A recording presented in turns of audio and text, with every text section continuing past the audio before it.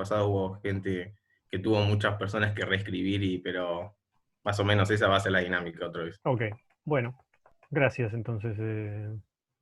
Sí, entonces, si me acuerdo, bueno, me lo anoto acá y escribo.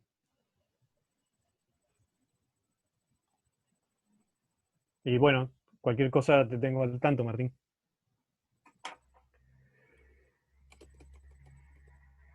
Bueno, eh, hoy arrancamos con práctica nueva, que es la primera práctica basada en hechos reales, como de Laboratorio 4. Voy a compartir la pantalla. Perdón, Miguel, ¿vas a Sí, grabar? Estoy está grabando grabando. ya, así que Perdón. Mira. Todo bien. gracias igual por el recordatorio. Sí, sí, sí, sí.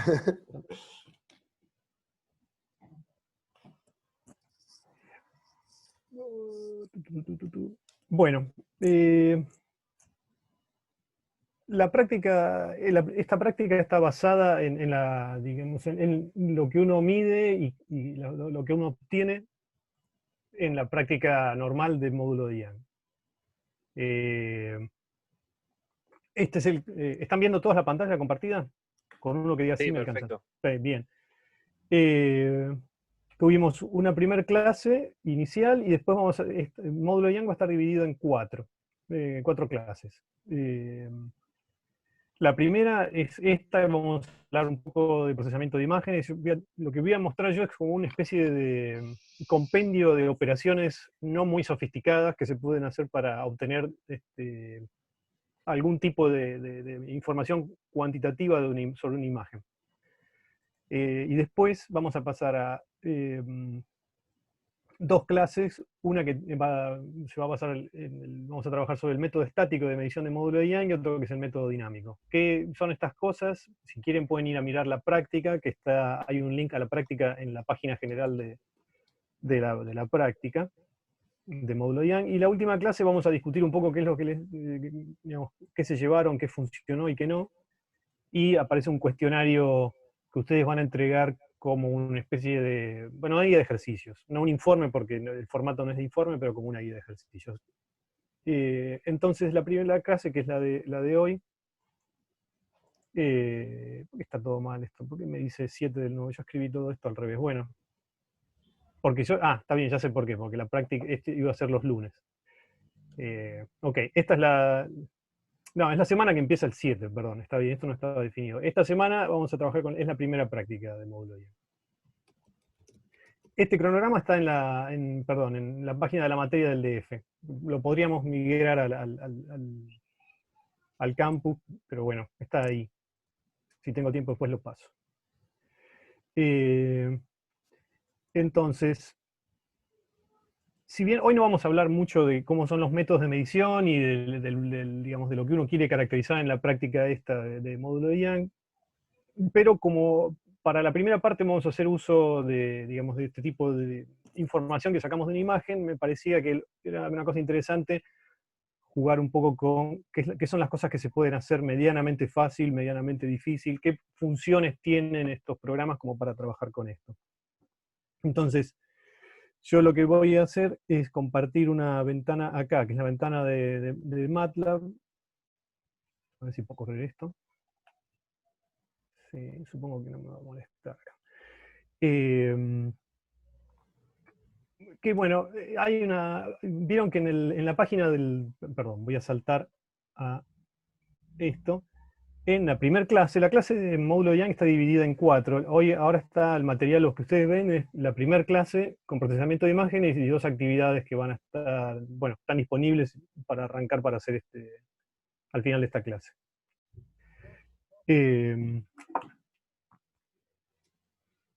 Tengo que saber algo que se está pasando en el chat, Chris. No. No. Bien. Esta es la primera clase, está basada, como dice acá, en MATLAB, y ahí vamos a trabajar con estas 4 imágenes, y con el archivito que yo les voy a mostrar es este que está acá, es uno que es sobre MATLAB de procesamiento de imagen.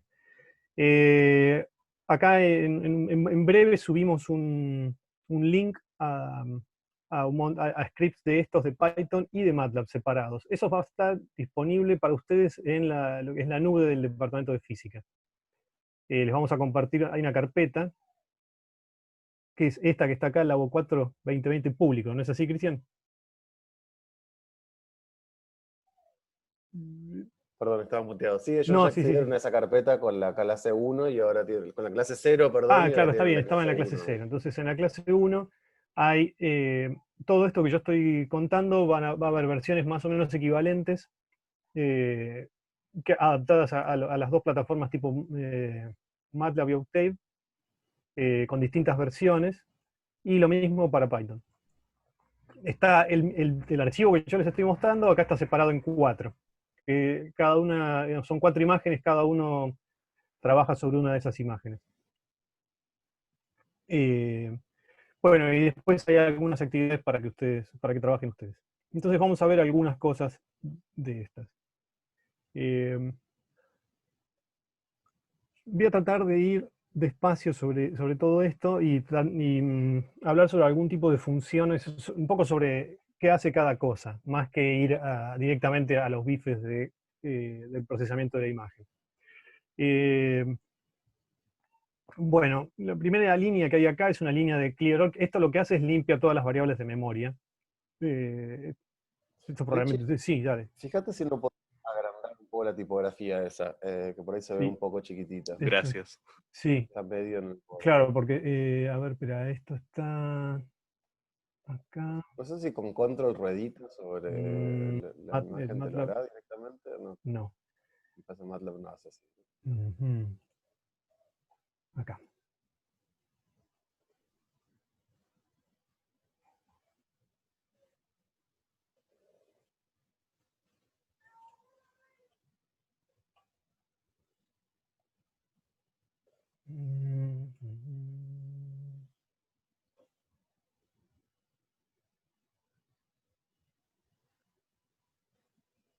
Sí, claro, yo lo veo bien, pero en el...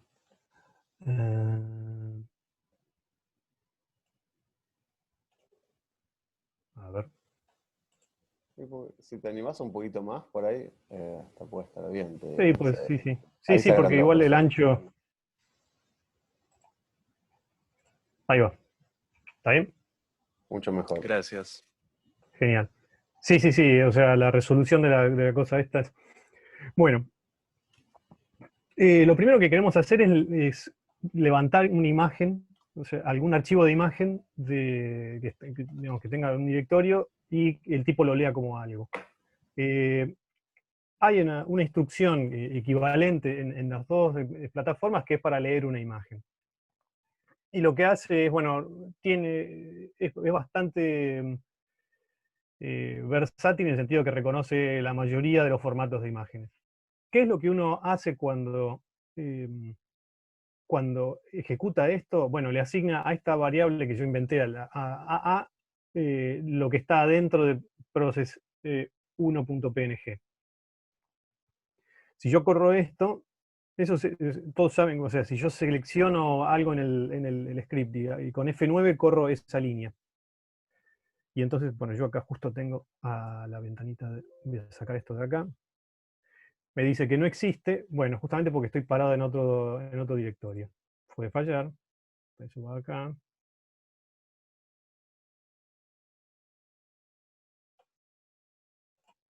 Ahora sí. Acá al costado lo que veo, no sé si se llega a ver por el tamaño de letra, capaz que ni se ve. Acá tengo todos los contenidos de la carpeta en la que estoy. Si a MATLAB uno no está parado sobre esa carpeta, no le gusta. Entonces, bueno, entonces no hizo nada, pero, o sea, no me mandó ningún mensaje de error. Entonces, si yo, una cosa que yo puedo tener sobre la pantalla, sobre esta consola de MATLAB, una de estas ventanitas que sea lo que llama el workspace, que está medio escondido acá. Workspace dice, o sea, lo que te muestra es qué variables está el tipo, digamos, guarda en memoria. Ahora, obviamente, lo único que yo limpié todo, así que no debería haber nada, y como hice correr esta línea, debería tener una cosa que se llame AA. Bueno, está acá, yo la tengo medio escondido. Bueno, AA dice que es No sé si se lee acá, pero también lo puedo escribir acá. Si yo pongo who, así, ¿quién es AA? Y me dice que es un objeto que es una especie de tensor o de una matriz de 3 dimensiones que son 3 cosas de 667 por 903. Y que es o sea, este es el formato que tiene cada uno de los objetos que están ahí. No es texto, son números de 8 bits. Y la U acá, que es unsigned, digamos, que es eso que, que no tiene signo. Ahí hay preguntas, no sé si hay alguna pregunta pertinente, Cristian, después me cantás lo que pasa en el chat.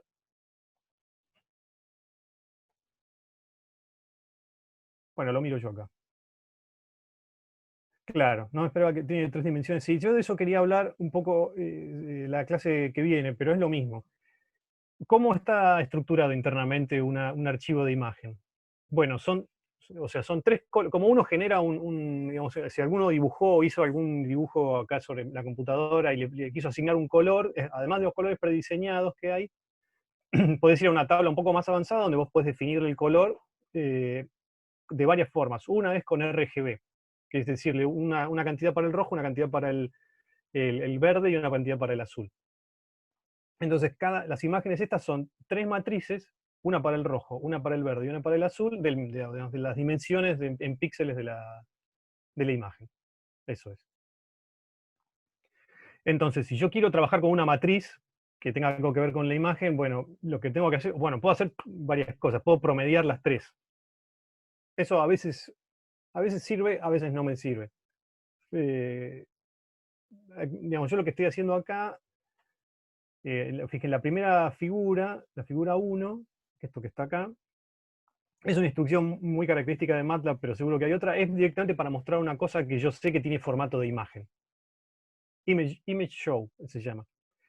Directamente muestra, es como mostrar una foto, pasaría a ser un editor de imágenes. Si yo corro esto, me va a aparecer una ventana grandota, hopefully, de qué es lo que está qué hay ahí. Cuando quieras, MATLAB. Bueno, me pareció un mensaje. Bueno, esta es la imagen esta es la foto. Es un calibre de plástico abierto en alguna medida. Acá están las escalas, la escala de milímetros y el vernier. Eso es lo que hay en la imagen, en el archivo AA. Hay una imagen. Cierro esto. Bueno, yo quiero trabajar con una matriz, no con 3 matrices. Entonces, bueno, o promedio o me quedo con alguna. Elegí acá quedarme con la del verde. Entonces, esta nueva variable que se llama A fíjense, esta es la forma de elegir todos los elementos de la primera dimensión, todos los elementos de la segunda dimensión y la 2, ni la 1 ni la 3, de las 3 matrices de colores. Y yo le agrego esta línea acá que dice double porque quiero que pase a doble precisión. Si no, va a ser una matriz de 8 bits. Entonces, ¿Qué significa doble precisión?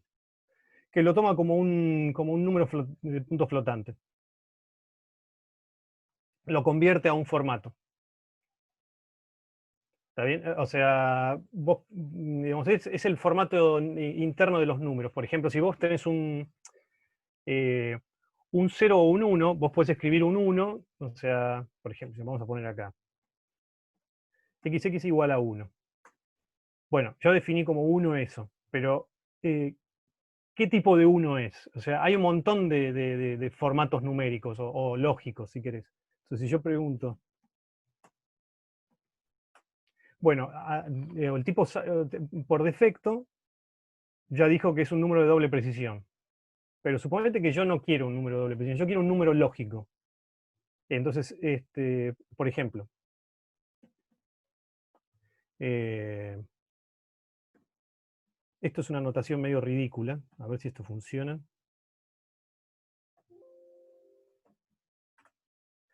Fíjense lo que escribí acá. A XXX le dije que fuera igual a esto que es una condición, 3 mayor que 1. ¿3 es mayor que 1 o no? Todavía no cursamos esa matemática. Bueno, ok. Les digo, 3 es mayor que 1. Así que entonces eso es un sí, o sea, él me dice que sí, pero ¿cómo me dice que sí? ¿Con números o con ese tipo de cosas? A ver, yo espero, nunca hice esto, a ver si capaz que... Ahora pregunto quién es XXX. Bueno, es un 1, pero es lógico. O sea, es un 1 y la otra opción que podría ser es un 0. Yo puedo, o sea, o sea, ahora es un 1, pero yo no lo puedo usar para, por ejemplo, si trato de sumar ese 1 a 2, el resultado puede llegar a ser incierto. Bueno, me dio 5, está bien. Se ve que el tipo es suficientemente ágil para hacer eso. Pero hay algunas operaciones de programación que funcionan bien y otras no para distintos tipos de números, de formatos. Entonces acá yo lo que estoy haciendo es pasando de un número que está fijo entre 1 y 255, creo, esos son entre 0 y 255, a un número de doble precisión, que puedo cambiarle el signo y ese tipo de cosas. ¿Está bien? Ok. Una pregunta. Sí. ¿Los tipos de números son los mismos en MATLAB y en Python? Digamos, Casi todos sí, yo creo que sí. No creo que haya mucha diferencia. Ok. Grosso modo, todo hereda los tipos de números de C y C++. Que con alguna adaptación, pero que es la manera en la que de algún modo están, digo, todos estos, los compiladores de estos lenguajes están escritos en C de fondo, y todo eso hereda la idea de números enteros, lógicos, o de punto flotante. Con distinta precisión, ¿no? Porque un número entero vos podés decir, guardo un espacio de memoria para un número entero hasta 1024, o hasta Claro. 10 millones, o hasta lo que sea. Entonces esos números, lo que hacen estos programas, tanto Python como MATLAB, es un poco esconderte todo eso y decir, bueno, yo me encargo. Si vos pones un número más grande, voy a guardar un pedazo de memoria más grande. Pones un número más chico, sumás un 1 lógico con un 5, me voy a dar cuenta que lo que querés hacer es cambiar ese 1 lógico a un 1 entero o un 1 punto flotante. Pero de fondo, los tipos de variables son los tipos de variables de C. Yo tengo una pregunta también de eso. Dale. No entiendo tan bien la notación de después de la doble A, como que representan los dos puntitos. O sea, entiendo que lo que querés hacer es quedarte con una sola columna, me parece. Perfecto. Pero no sé por qué ese orden y esa forma. Está bien. Vamos a probar con este formato. ¿Esto es parecido en Python también o yo estoy hablando muy de MATLAB? Es lo mismo, pero en Python usas corchetes para buscar valores en arrays. Ok, está bien. Esto es así, digamos, suponete, fíjate acá abajo, en la línea de abajo de todo, yo acabo de escribir esto. Dije, o sea, acá no estoy haciendo ninguna operación, busco el elemento 333 de la matriz esta, que es AAA, y me da un número, 177. Hagamos con otra cosa, sigamos con esta variable, la vamos a liquidar, porque le estoy poniendo cualquier número. Acá estoy definiendo un vector de 5 números, 1, 2, 3, 4, 5. Y vamos a ponerle dos filas, ¿no? 2, 2, 2, 2, 2. Son 5 en cada uno, sí. Bueno, esto es X, ¿no? Eso es una matriz de 2 por 5. Entonces, suponete que yo quiero elegir este elemento, el 2, este no, el 3, 1. Yo le escribo así. Esto sí es fácil, ¿no? 3, 1, espero que sea ese y no. Al revés. El elemento 1, 3 de esta cosa es este. Ahora, suponete que yo en vez de querer este elemento quiero la columna, toda la columna. La tercera columna nomás. Entonces yo le pido, acá especifiqué el elemento 1 de la tercera columna. Pero si yo escribo todos, eso es todos, de la tercera columna, me da, ¿ves la tercera columna? 3, 2, que es esto que está acá. Y si en vez de querer eso, quiero, por ejemplo, la segunda fila, tengo que poner esas cosas o sea, esto representa a todos. Es una anotación. Y ahí me dio la segunda fila, que son todos 2. ¿Está bien? Yo entonces acá en el programa lo que estoy haciendo es me quedo con, empecemos desde atrás, de las 3 matrices de colores, la 2, que sería la del verde, y todas las filas y todas las columnas. O sea, esto es una matriz. ¿Está bien? Sí, más o menos. Sí, es todos, o sea, si lo pones adelante es todos, y si lo pones atrás, o sea, si lo pones adelante, o sea, o atrás, diferencias, filas y columnas, o... Claro, o sea, un objeto de tres dimensiones uno no está muy acostumbrado a verlo, pero esto, o sea, si lo pensás así, el primer elemento es el de las columnas, el segundo elemento es el de las filas, o sea, el orden, ¿no? Columnas, filas, y si si tenés una cosa que tiene varias como capas de eso, el siguiente es la capa de atrás, digamos. Es Ah, ok, genial. ¿eh? Sí, ahí entendimos mejor. ¿Está bien? Pensá Sí. en un cubo de números. ¿No? Y yo o sea, estoy fijándome en, digamos, el primer índice accede a la, digamos, a la fila, a la columna, perdón, el segundo a la fila, y el tercero digamos, al orden que está para atrás, a la cuánto apilamos. Ah, ok, Y perfecto. bueno, y uno podría estar trabajando con cosas de más dimensiones, pero ya es más difícil todavía imaginársela. Pero por eso te puse el ejemplo eh, de un objeto bidimensional, de una matriz así medio rectangular. Con Sí, el primer estamos índice necesariamente limitados por mentes tridimensionales, ¿no? claro, sí. Después, para la abstracción es más difícil dibujar. Bueno, entonces ya A es una matriz. ¿Quién es A?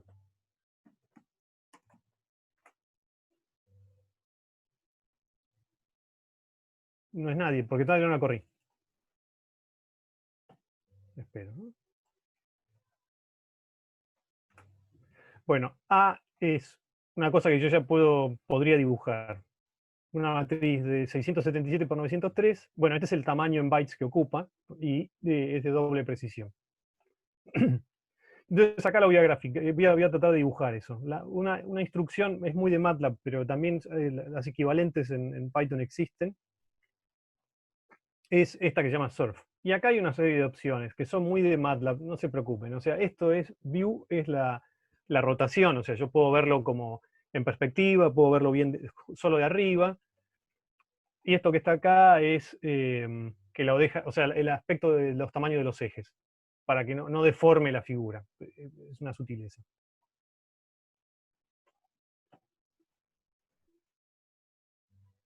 Bueno, esto es lo que tiene la matriz de los verdes de la figura. ¿Por qué parecen colores? Bueno, porque le puso un mapa de color arbitrario, que es el mapa de color de MATLAB. Si yo lo quiero ver, se lo puedo escribir acá en algún lado o puedo agregárselo con este botoncito. Cuando me dé bola, ahí está.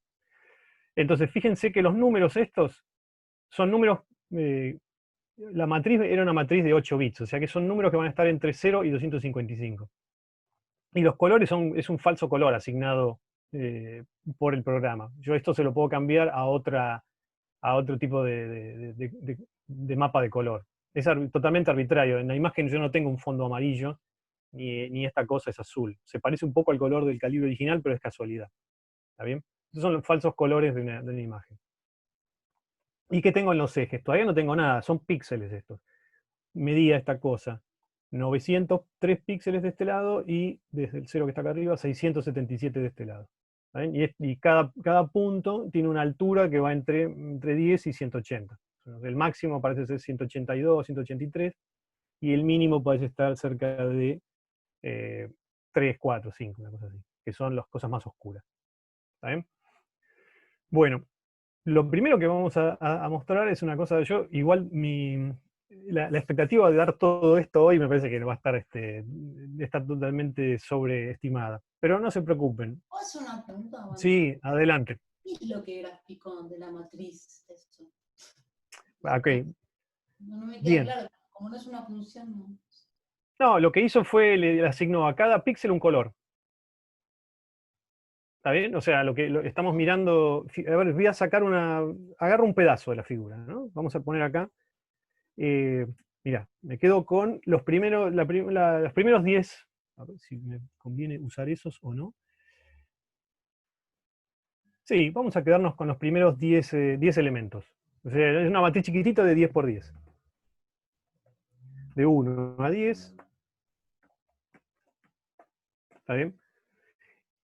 Acá él me va a dar las primeras 10 filas y las primeras 10 columnas. Es como una submatriz chiquitita de un rincón. Sería el 0 del vertical está acá y el 0 del otro está acá. Sería este rinconcito. 10 por 10. Me lo va a mostrar acá en pantalla. Si pongo toda la matriz, me va a correr un poco todo esto por todos lados. Ahí va. ¿Está bien? Estos son las 10 filas y las 10 columnas de ese rinconcito. Y fíjate los números. Bueno, son todos muy parecidos, porque es un fondo, ¿no? Es el fondo este clarito, que lo dibujó en amarillo. O sea, cada uno es el color del píxel. Exactamente. O sea, si yo hiciera un zoom sobre esto, vería que no, o sea, que hay como un fondo, o sea, está todo amarillo, digamos. Este 155 corresponde a un amarillo, fíjate que está por acá. 140, 150, ¿ven en la barra de color? El mouse mío se ve, ¿no? ¿Se ve el cursor? Sí, pero se Okay. ve. Volviendo, es falso color, ¿no? No es el color del píxel en el sentido de lo que, Claro. que detectó la cámara cuando sacó esta foto, sino que es el color asignado por esa barra de color. Claro, porque habíamos tomado la matriz verde, ¿no? La verde. Claro. Claro, o sea, el posta sería como no sé si la suma, pero el poner las tres una arriba de la otra. Sí. Y el posta es no sumarla, sino asignarle un color a cada una. Esa es la imagen. Porque, bueno, o sea, eso. Fíjate que, o sea, es un poco, sí es cierto, es un poco confunde, pero vamos a hacer Esto lo representa mismo. la claridad nomás, representa Exactamente. lo brillante que es el verde en ese píxel y ya. Exacto. Yo puedo cambiarle a la figura esa, como es un Entiendo. falso color, le puedo cambiar el tipo de mapa de color que estoy usando. Voy a hacer la misma figura, pero le pongo un mapa de colores de gris, de tono de gris. O sea, él va a mapear el número más bajo de la matriz al negro y el número más alto al blanco. Claro, entiendo, ahora entiendo. O sea, ver, no importa pongamos el esto. color que te esté mostrando. Exacto. Está bien, perfecto. Ahí está, ¿ves? Entonces, esto parece una foto blanco y negro, pero es la matriz de los verdes pasada a tono digamos, a tonos de gris. Pongo acá la barra de colores estas y ahora en vez de tener esos amarillos y azules que parecían como si fueran colores de verdad, es eso, asigno al revés, ¿no? El número más bajo en los píxeles al negro y el número más alto al blanco. Esto que es bastante clarito, es de nuevo 155, es este gris. ¿Se entiende eso? Sí, perfecto. Bueno, entonces ahora vamos a hacer una operación para detectar bordes, ¿no? Y fíjense acá, en esta imagen, ¿dónde están los bordes de esta imagen? Bueno, los bordes en cuanto a color, porque yo no sé si es una imagen, ¿no? O sea, yo soy inteligente y sé que esto es un calibre y esto es una cosa que está dibujada sobre el calibre. Pero cuando hablo de bordes de cambio de intensidad. Estos numeritos que están acá no son un borde físico del objeto, pero son un borde en cuanto a cambio de intensidad, porque, o sea, esto está muy oscuro y esto está más claro. Bueno, antes de ir a esto, déjenme mostrarles. Vamos a usar una operación que se llama convolución, que es esto que está acá, es convolución en 2D. Vamos a hacer un mini repasito de esto. No es un repaso. ¿Ustedes todos están cursaron en Matemática 4? Los que digan que Sí. están en eso. Sí, yo la cursé. Ok. Cruzada ya. Bueno, es probable que hayan visto la función de convolución. Y que tiene que ver con... bueno, es esto, es la convolución entre dos funciones, es esta operación en dos funciones continuas, ¿no? Es una integral de una que pasa sobre la otra, y lo que está midiendo es, o sea, mientras yo desplazo una sobre la otra, cambiando este t, lo que hago es mido la integral, o el área que hay debajo de las dos curvas, de f y g. Y f y g se desplazan una respecto de la otra en función de este t. ¿Está bien? Nosotros acá no tenemos funciones continuas. Entonces tenemos funciones discretas. Y entonces, pero la expresión es más o menos parecida. Es esto que está acá. O sea, cada función está definida en un punto, o sea, son vectores. Y tengo una función f y una función g, y lo que hago para cada punto n de esta cosa estoy sumando sobre estos. Acá asumo que, obviamente no son funciones, no son infinitas, entonces están definidas en un rango. Y el rango, yo voy a sumar sobre todo el rango de G. ¿Mm? O sea, G está definido entre más M y menos M, bueno, entonces sumo así. ¿Cuál es el sentido de esto? Si ustedes se acuerdan, la convolución, si lo paso al espacio de Fourier, es el producto de dos funciones, a las transformadas de Fourier. Lo que me da esto es yo puedo fabricarme con esto, ver cómo funciona un filtro. Fíjense, esto está sacado de Wikipedia, pero fíjense, yo acá tengo dos funciones.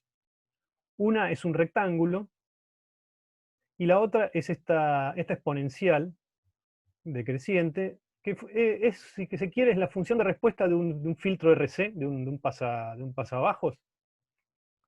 Entonces, esta cosa que está haciendo acá, que es lo que yo estoy dibujando, esta curva que dibuja acá, es la convolución entre las dos funciones, que es esto que está acá.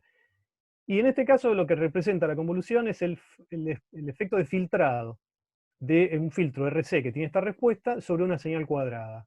Entonces, si yo mando con el generador de funciones, laboratorio 3, una onda cuadrada, un pulso cuadrado, a un filtro, un RC, un capacitor y una resistencia que tiene esta respuesta temporal, bueno, lo que yo voy a obtener es esto que está acá, es la curvita que acaba de desaparecer. ¿Y cómo se calcula? Bueno, se calcula haciendo la integral del área del producto de las dos, que es el área esa está marcada con el amarillo, ese que está acá.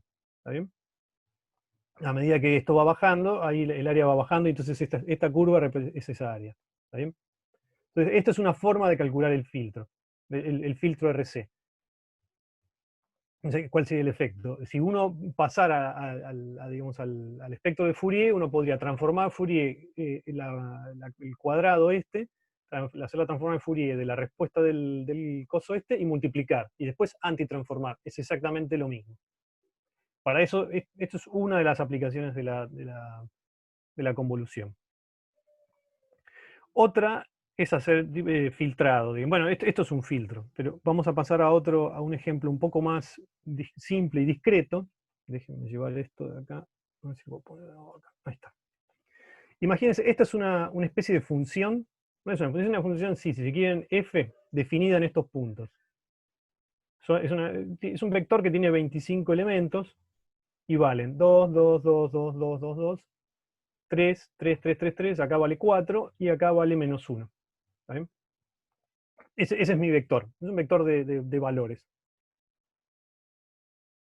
Y entonces yo ahora uso como función g, que a esto se le llama al núcleo, porque, el kernel, que es lo que yo estoy usando para filtrar, uso esta cosa que está representado acá, es un vector de 3 elementos que valen 1, bueno, un tercio, un tercio, un tercio. ¿Está bien? Acá representado en la misma curva. ¿Y cómo calculo la convolución entre estas dos cosas? Bueno, es el producto. O sea, el producto de esta por esta y la suma de esas tres cosas. Entonces, para el valor de la convolución en este punto, yo lo que hago es tomar esto por esto, más esto por esto, más esto por esto.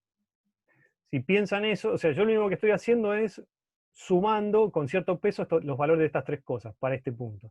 Para este punto, los valores de estas tres cosas. Para este punto, los valores de estas tres. Y entonces, fíjense, ¿qué es lo que está? Uno usó esto sin hacer toda la complicación de la convolución. Es lo que se llama un filtro, suavizado por promedios adyacentes. Yo, para el valor de mi resultado en este punto, promedio es el valor de la función ahí con los dos de los costados. Podría promediarlo con más. Para el valor de acá, promedio con estos. Y entonces esa curva roja que apareció ahí es la convolución. Si digamos, me fijo cuánto vale la convolución acá, yo lo que tengo que hacer es promediar este, porque es los tres que estoy sumando. Y entonces el punto me da ahí. Si yo me paso a la siguiente, voy a promediar este azul con este, y entonces la función me da este punto. Y la curva es un poco más suave. Lo mismo para acá adelante, ¿no? Entonces, en este caso, ¿cuánto vale la función acá? Promedio esto, más dividido, no sé, esto más esto más esto, dividido 3. Entonces, lo que hice acá, este filtrado es directamente promediar con este núcleo. Ahí. Hay varias preguntas. ¿No?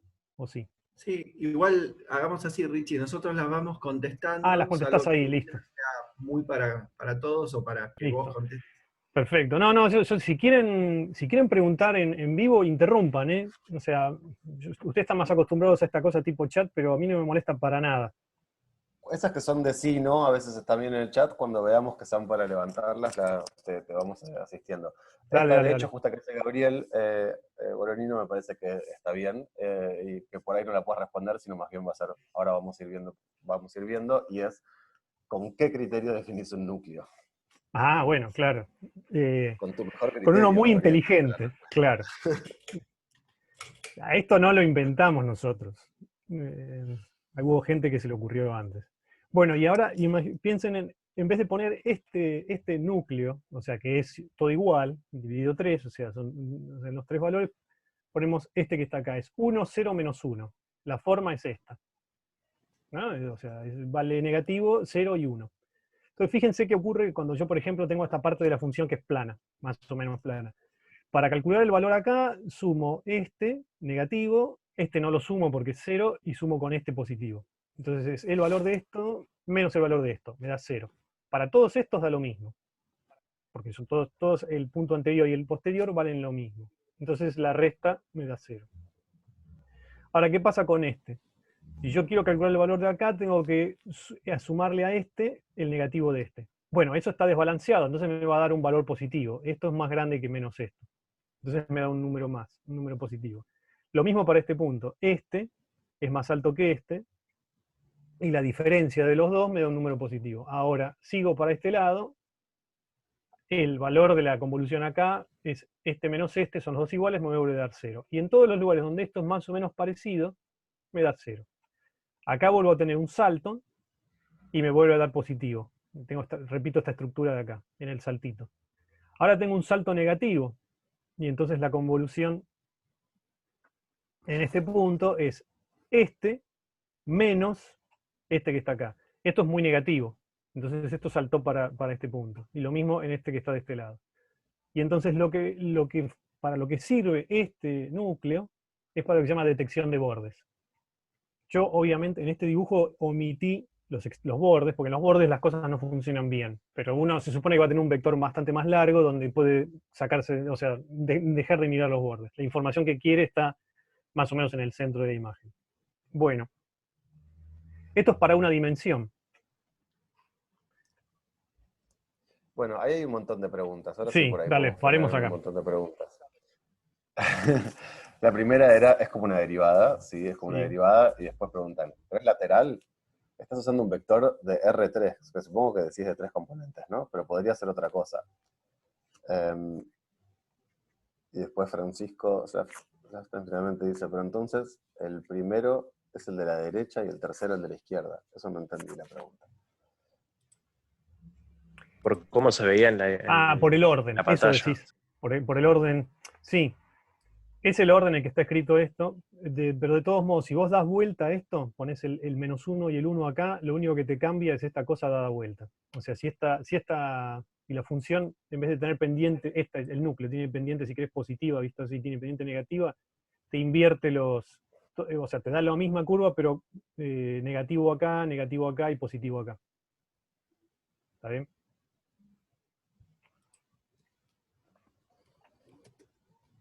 Y Juan, lo de centrada, no entendí. ¿Qué quisiste decir con centrada? Y lo de lateral, la discusión de centrada lateral, que Tomás y Juan estaban ahí preguntándose. Es una diferencia finita centrada, sí, bueno, de algún modo eso, te quedan 2 puntos con un mínimo, porque uno mide a un lado y al otro de la derivada de ese punto, ¿no? No sé si eso está. Que hay otras maneras de definir diferencias que por ahí no te quedan centradas, que nada más te sienten. Digo, si vos, de hecho, por ejemplo, definís el núcleo 0 menos 1, también vas viendo diferencias, pero ya no son centradas. Claro, la gracia de tener un 0 en el medio es que es todo más o menos simétrico alrededor de ese punto.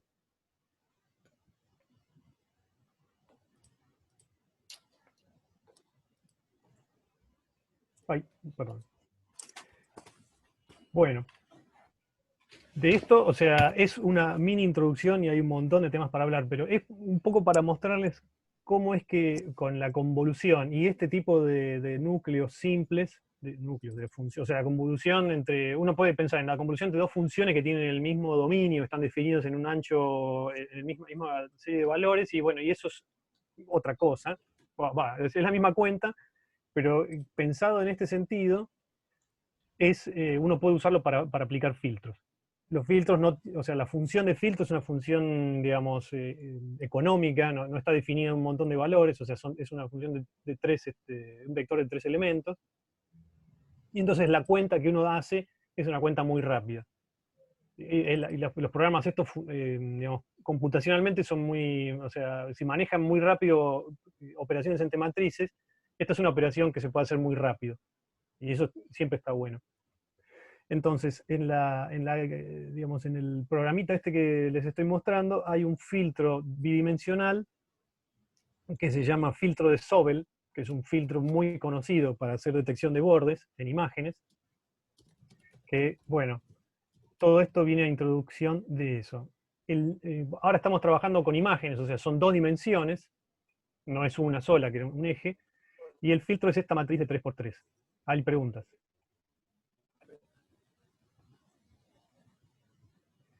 G, Sí, que siempre hacer. no. Uno trata de que sea de hacer la operación que quiere con el tamaño más chico posible. Pero acá ¿cómo es? En este ejemplo tiene 3×3.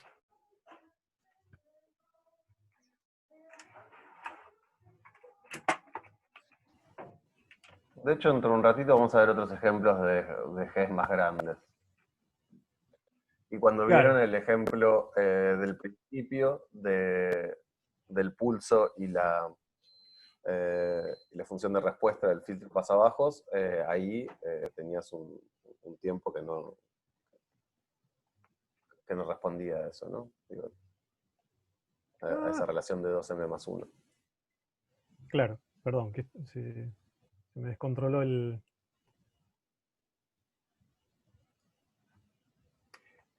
En este caso, acá son 2 funciones, bueno, que miden en principio, no queda claro cuánto mide el rectángulo, pero yo me estoy paseando una con la otra, digamos, es una cosa bastante más larga. Entonces, todo esto era como una especie de modo de introducción para ver qué es lo que estoy escribiendo en el programa. Lo que se llama el filtro de Sobel es un filtro que detecta bordes, así como hizo esta otra cosa, digamos, que hay una única dimensión, detecta estos cambios de amplitud, como los que son con derivada positiva, los canta como un pulsito para arriba, y los que son de derivada negativa los canta para abajo. ¿Está bien? En el caso bidimensional, no hay una matriz para que haga eso mismo en las 2 dimensiones, pero esta matriz, que fíjense que la simetría es la misma, o sea, tiene números o sea, positivos de un lado, una columna de ceros y otra negativa. Cuando esto lo paso digamos, en ese sentido, me detecta bordes. Y en el otro sentido es medio como un promedio, no hace nada. Solo detecta bordes en la dirección horizontal. Pero si yo quiero detectar bordes en la dirección vertical, lo único que tengo que hacer es transponer. Es la misma matriz transpuesta. Y en definitiva después lo que uno puede calcular es los bordes generales de la imagen haciendo esta cosa. Acuérdense que estos son matrices, o sea, elevo el cuadrado componente a componente, elevo todos los componentes de acá al cuadrado, sumo y saco raíz cuadrada. ¿Está bien? Entonces eso es lo que va a pasar en el ejemplo este que estaba contando. Me pareció que convenía mostrar las cosas un poco así. Entonces, fíjense, acá, esta es la matriz que estábamos mirando recién, la del filtro de Sobel. ¿Hay alguien hablando? Que quiere preguntar algo, digo, no. Una pregunta, cuando empezás a hablar por ahí, si querés prender el micrófono y explicarlo un poquito más.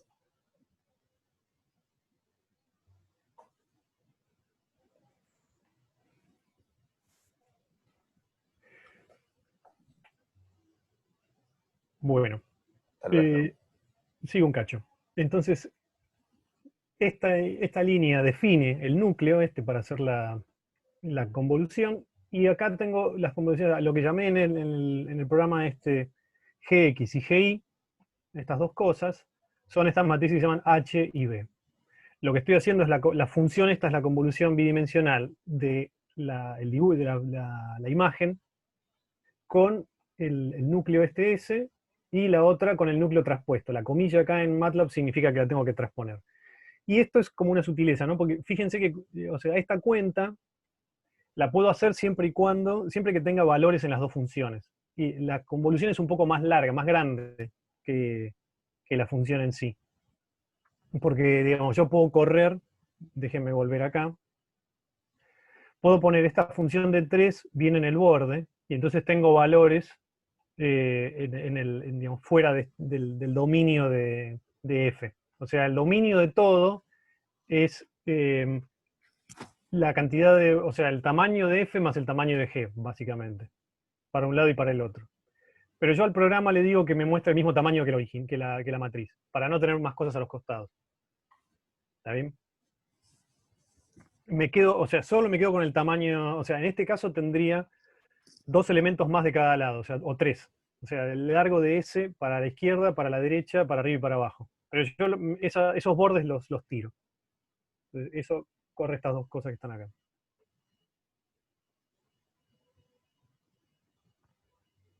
Bueno, eso lo corrí. Bueno, y acá lo que voy a graficar, todo esto es medio jerga de MATLAB, no importa, voy a hacer dos dibujos en la misma figura. El primero voy a dibujar H, que es la que de los bordes horizontales, y después B, los bordes verticales, en el mismo formato. Bueno, mi mouse.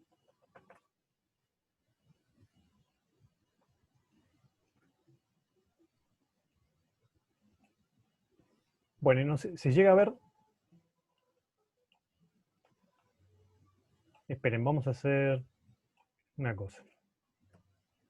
Se ve igual, no se ve espectacular, pero se ve, Ok. Richie, está bien.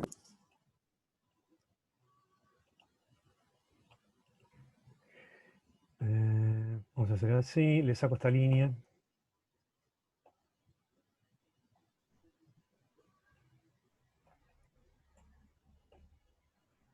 Bien, solo voy a graficar el de los bordes horizontales. Pero fíjense, en este sentido, el tipo encontró este borde que es casi horizontal, este está bien fijo, que es de claro a oscuro, y este que es de oscuro a claro. Uno lo puso positivo y el otro puso negativo.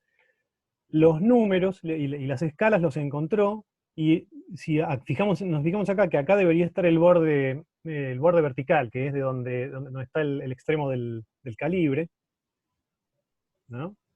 Por ahí. Este borde no lo vio, o sea, esto lo promedió todo a 0, porque estaba paseándose, y en este caso lo que había arriba y lo que había abajo era lo mismo. Entonces eso lo anuló. Podemos hacer lo mismo con los verticales. Debería haberlo dibujado en el mismo lugar. No, lo dibujo en otra figura. Ah, me sobreimprimió el otro dibujo. Bueno, y estos son los bordes verticales. Fíjense que acá, acá no saltó, o sea, no vio el borde horizontal, que es el borde del calibre, pero sí reforzó mucho los bordes que son, en el sentido, las líneas verticales. Bueno. Y lo que puedo hacer es graficar, o sea, tener todos los bordes, que es con esta operación, que es la raíz cuadrada de H y B.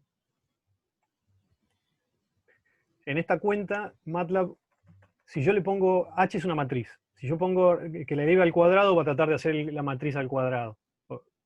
El cuadrado de la matriz. Yo no quiero eso, yo quiero que eleve los componentes a componente al cuadrado. Para eso MATLAB usa el punto. Punto exponente es que cada componente lo eleva al cuadrado. Y acá volvemos fíjense que al final de la línea dice Color Map Default, o sea, vuelvo a ese mapa de colores de amarillo y azul.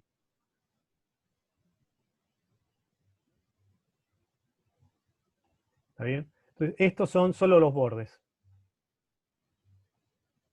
Acá Bueno, ahí se quedó con todos los bordes del calibre. Bautista pregunta algo que por ahí podemos ahora responder que es si la intensidad es proporcional a qué tan vertical es. En el caso anterior era. Podemos Sí. parar un segundo y por ahí pensar qué es la intensidad ya en esta imagen y qué era en la anterior, ¿no?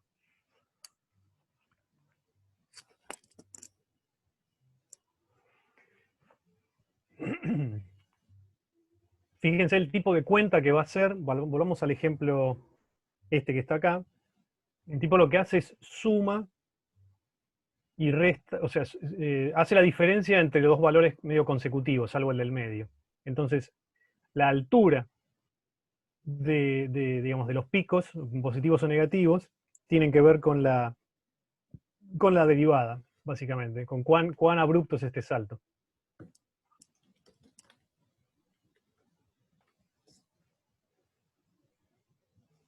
¿Está bien? Entonces en esta imagen lo que no es borde es es oscuro, o sea, está como cero, y los bordes están resaltados con, digamos, en colores más claros. Los bordes más intensos son los bordes físicos del objeto, pero sin embargo las escalas están marcadas también.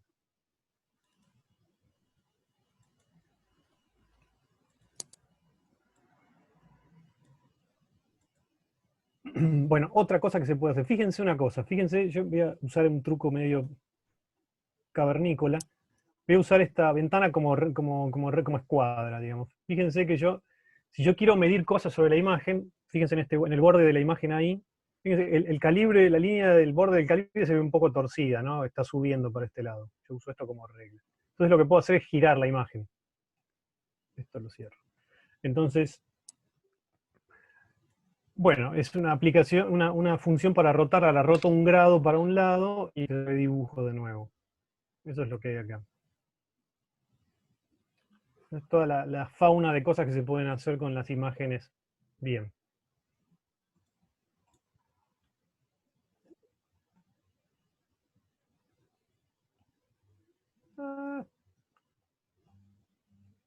Y entonces ahora vuelvo a usar esto como regla y está medianamente derecho, ¿no? Este borde. Bueno, ahí ya dejé la imagen como derecha, como para medir cosas. Fíjense que se nota el borde de la imagen, que es esto que está acá, que lo giré. O sea, el tipo me agregó ceros en algún lado. Porque si yo la roté 1 grado, hay píxeles que antes no estaban y ahora están. Cosas que están por arriba de la rotación. Bueno, eso respecto al tema de bordes. Ahora tratemos de calibrar la imagen, o sea, de ver cuánto mide, o sea, cuánto mide esto, dimensiones. Lo que necesito es alguna escala, como obviamente, o sea, algo que me diga cuántos milímetros es un píxel. Ah, soy yo ese. Me escucho a mí. Entonces en esta imagen me sirve porque tengo acá una serie de rayas que están separadas 1 milímetro cada una. Siempre iba a necesitar algo que me diga en la imagen a qué corresponde los milímetros. Entonces, acá hay un primer bloquecito que lo único que hace es dibujar una línea, nada más, sobre la imagen. Ven esta línea amarilla. O sea, si yo trato de obtener el perfil, la intensidad de acá, voy a obtener un montón de piquitos que están separados 1 milímetro cada uno.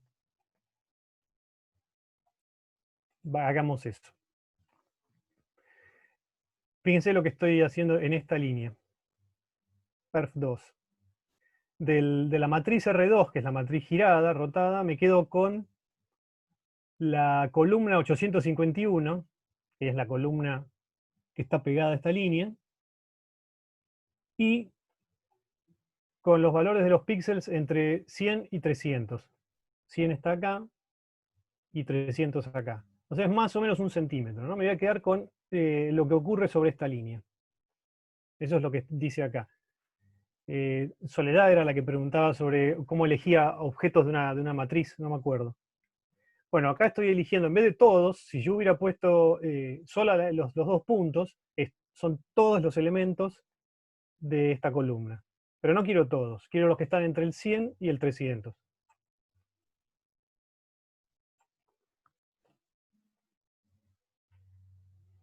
Y bueno, ¿y qué aspecto tiene eso?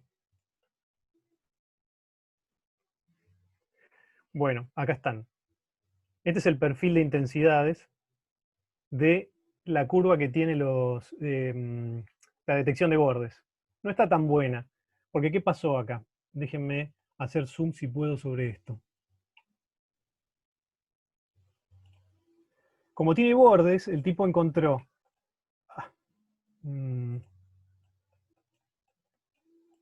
acá están estas son las escalas. Encontró el borde de trepada de la línea y el borde de bajada de la línea. Y entonces cada uno de los segmentitos de los milímetros está definido por dos líneas. La del borde de subida y el borde de bajada. Que es esto que está acá. No sé si está bueno. Entonces hagamos lo mismo, pero con la figura original. La roto de nuevo, roto A, que era la que no tenía detección de bordes, y dibujo, me quedo con los vectores, con el vector del 100 al 300, y dibujo esto.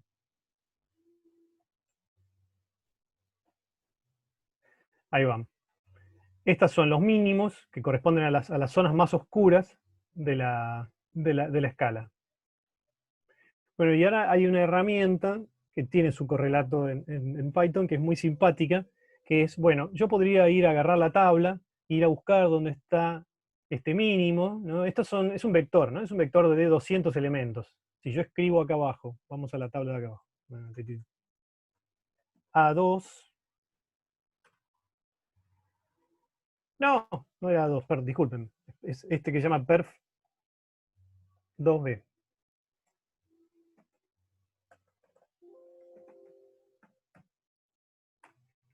Estos son 40, son esos 200 elementos, del 100 al 300. Están acá arriba. Entonces yo podría ir a inspeccionarlos acá y buscar los mínimos, ¿no? O sea, los mínimos corresponden a estos puntos, que están más o menos entre 15 y 10. Estos. Pero hay una herramienta muy simpática para hacerlo con la mano, con el mouse. El mouse es bastante preciso. Se llama Hinput, en Python tiene otro nombre, pero funciona. Hinput me va a dar, o sea, me permite ingresar digamos, desde una figura con el mouse, cliqueando con el mouse, 10 puntos.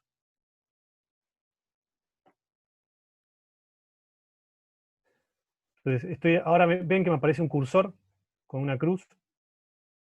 Y entonces elijo el mínimo de la primera.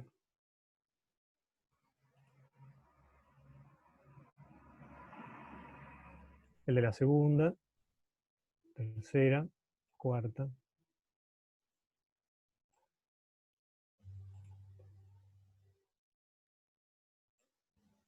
Y 10. Y ahí me aparecieron. Acá hay como una anotación un poco sucia que usé yo, que en realidad le puse un solo número, un solo valor, a X. Pero esto me da dos valores, ¿no? En un gráfico yo tengo, por cada punto de estos que elijo, es el X y el Y, o sea, la coordenada horizontal y la vertical.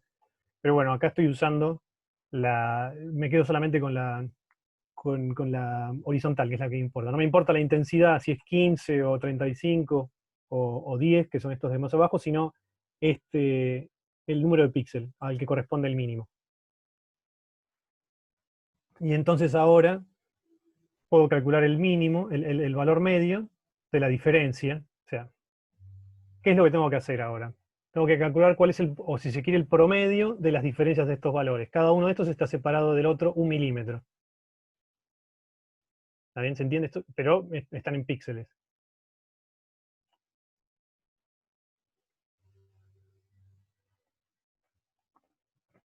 Entonces, veamos cuánto es el valor medio de la diferencia.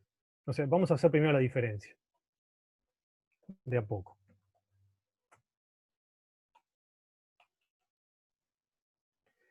La primera columna es la que importa.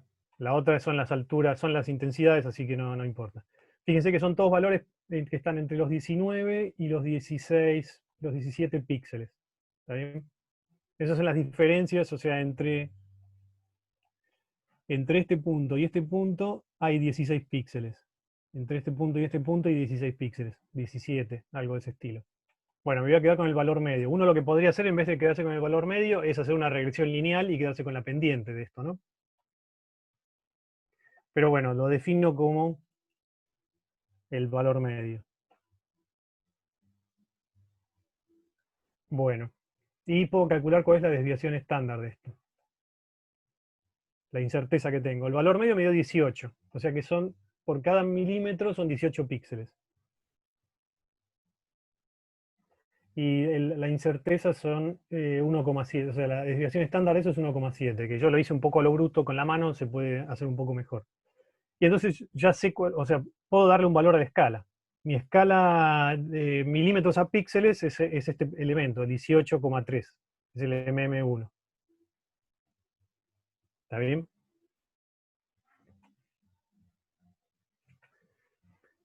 Bueno, con eso ya tengo una escala, puedo, toda esta imagen la puedo pasar a milímetros. De hecho, puedo hacer medidas sobre esto y puedo escalar, puedo poner los ejes ahora, en vez de ponerlos en píxeles, los puedo poner en milímetros. Eso es lo que vamos a hacer ahora y después hacemos un intervalo. Antes de eso, otra operación que es simpática para hacer con estas cosas, no solo con matrices, sino con vectores, puedo binarizar, puedo decir lo que es de intensidad, lo que está por arriba de un valor, mandámelo a 1, y lo que está por abajo de ese valor, llévamelo a 0. La notación compacta de esto es esta. Fíjense, acuérdense que yo había escrito esta cosa.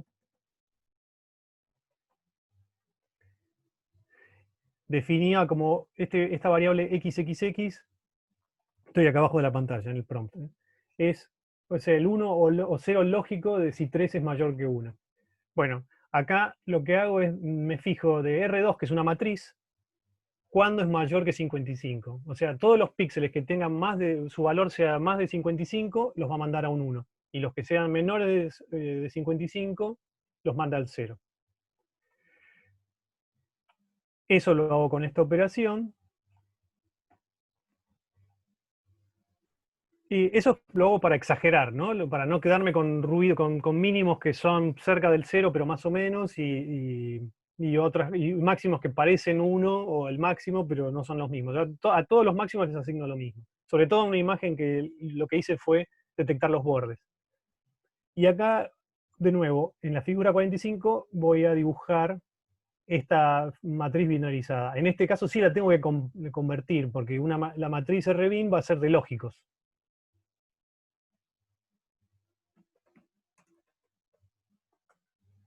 ¿Está bien? RBIN es una matriz que tiene el mismo tamaño que la otra, pero todos los elementos son lógicos, son unos o ceros, o sí o no.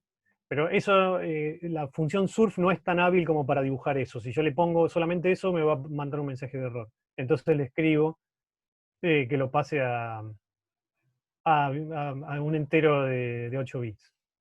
Podría haberle puesto double ahí, de doble precisión, o un número flotante. Bueno, y ahí está.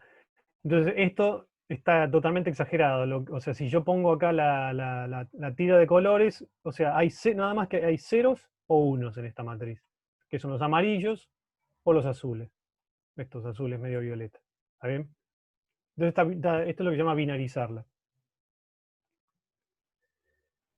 Bueno, y finalmente, después, ahora hacemos un intervalito. Bueno, lo puedo escalar, ¿no? Ya tengo la calibración, que es este valor de escala, que eran los 18 milímetros por píxel. Entonces lo que estoy haciendo acá es o sea, tengo que repartir el eje X, que va de 0 a... Con esta instrucción me quedo con el tamaño de la matriz, ¿no? A es, A es 693 y B es 917, que son los tamaños en píxeles de la imagen. 693 hasta acá y 917 hasta acá. Entonces esto, que son 900 píxeles, es ese vector que va de 1 a 917, lo voy a dividir por la escala. Entonces, en vez de ser píxeles, van a ser 917 elementos, pero con un valor en milímetros. Y la escala del eje vertical también, hago lo mismo. Y entonces lo único que necesito es esos dos vectores para escalar la figura. En vez de, ahora fíjense, en Surf, en vez de poner solamente una función, o sea, en vez de, esto no estaba antes, ¿no? Comparamos con esta línea que está acá arriba. Surf, yo le puedo poner dos vectores al principio y el tipo va a ponerme eso en el gráfico. Me aparece una escala vertical y horizontal.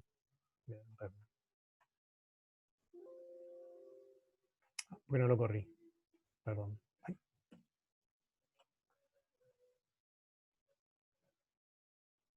Ahí. Bueno, exactamente lo mismo, pero ahora lo tengo en milímetros, ¿no? Esto son 50 milímetros y estos son 35, 40, todo el tamaño de la imagen son 40 milímetros. Bueno, bueno, ahí está la escala, es linda porque uno lo puede presentar así, ya tiene el tamaño en los ejes, y ya está con su leyenda y todo. Y lo último que iba a mostrarles con esto es, bueno, puedo medir objetos, ¿no? Ahora puedo medir, por ejemplo, cuánto mide la separación entre las pinzas, o ese tipo de cosas, o la diferencia entre estas cosas. Eso es lo que estaba mostrando en esta figura. O sea, voy a hacer lo mismo que hice con esta escala para medir el tamaño acá, que es esta línea amarilla, o el tamaño acá, que son la diferencia entre entre los elementos del vernier, que es un poco más chico que este otro. Bueno, y ahora así como armé perfiles, acuérdense acá arriba, perfiles para medir la escala de entre los milímetros, acá levanto, o sea, tengo estos dos vectores, perf 4 y perf 5, que son todos los elementos de la columna 100 y todos los elementos de la 793. Todos los elementos de la columna 100 y todos los de la 793, que son todos estos. Y los dibujo. O sea, son dos imágenes distintas, son dos tiras de datos distintos, ¿no? Bueno, lo grande no importa. Los azules es el tamaño de la pinza del calibre, de la boquilla. Y los otros son las escalas. Vamos a ver si lo puedo poner en la misma imagen. Ahí. ¿Está bien? Acá hay o sea, el perfil de intensidades acá, tengo un máximo sobre este borde, estos dos corresponden a la abertura del calibre, y después tengo este otro borde, que es este borde medio más definido que está ahí, que es un poco sucio, y finalmente esta línea que está acá atrás. Y de la escala del vernier, tengo 1, 2, 3, 4, 5, 6, 7 líneas, que son estas. 1, 2, 3, 4, 5, 6, 7 líneas. Y igual que como hice con la escala digamos, de antes para calibrarlo, lo que puedo hacer es usar esa herramienta que se llama G-Input para medir. Que eso es lo que está haciendo esto de acá. Acá lo que voy a hacer es correr las tres líneas. Voy a pedirle 9 números. Los dos primeros voy a medir la mordaza del calibre y con los otros 7, las 7 de divisiones. Y de las dos primeras voy a sacar el tamaño de la abertura del calibre y de las otras 7 el tamaño del vernier. No, esta no es la imagen que yo quería. Lo hace sobre la última imagen que uno tiene, que es esta que está acá. O sea, esto aplica sobre la última figura que uno tiene abierta. Entonces acá estamos. Esto es el tamaño de la boquilla, de la mordaza.